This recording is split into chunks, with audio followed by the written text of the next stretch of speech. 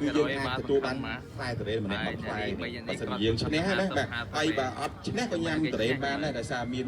ការលើកទឹកចិត្តពីគឺលោកកម្មការបាទចិត្តផ្លែលឹកណាបាទលក្ខខណ្ឌងាយស្រួលទេ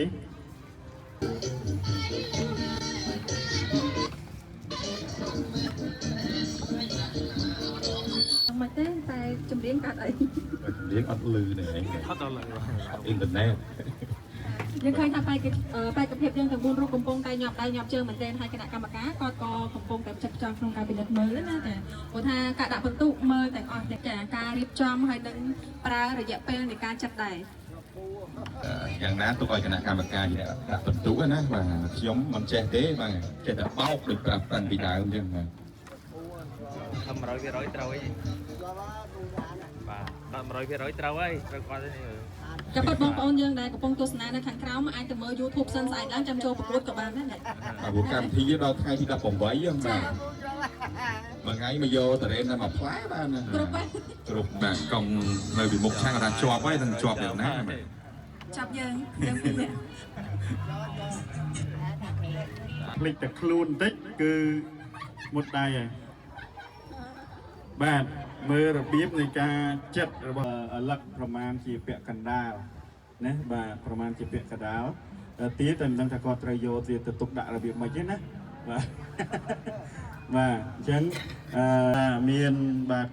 ចិត្តមកគឺដោយសាច់ដោយអីបើសិនជាលឹកនឹងតូចវិញគឺអស់លីងមកអូចូលចិត្តហូបអញ្ចឹងអូខេបាទបើសិនដឹងរសជាតិថារបស់ធម្មជាតិពិតអញ្ចឹងណាចាអញ្ចឹងខ្ញុំសូមតាវាតម្លៃតាល្អតែម្ដងហ្មងណាដោយសារការរីកកំណត់របស់លោកគ្រូវិញគាត់បានរិះគន់បានយ៉ាងម៉េចសពអស់ហើយចាអញ្ចឹងឥឡូវខ្ញុំឲ្យតម្លៃចេះថាចំពោះខ្ញុំវិញខ្ញុំឲ្យអ្នកលេខ1ចាតែថាព្រោះការរីកគុណរបស់គាត់មិនវាអស់ហើយបងប្អូនបានលឺទាំងអស់គ្នាហើយគាត់រីកគុណប្រាប់បាទគាត់ថាពុះយកហែកគ្រប់យើងក៏ដឹងថាក្រូចនឹងជូរឬអត់ដែរបងស្រីជូរអត់បង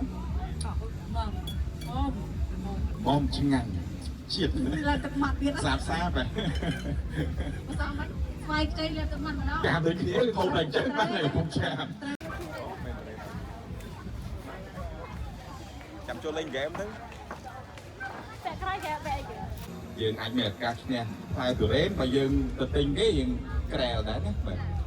1គីឡូដូចជាចាប់ពី13000បាទបែកភាពទី1និងទី2ចាដូចជា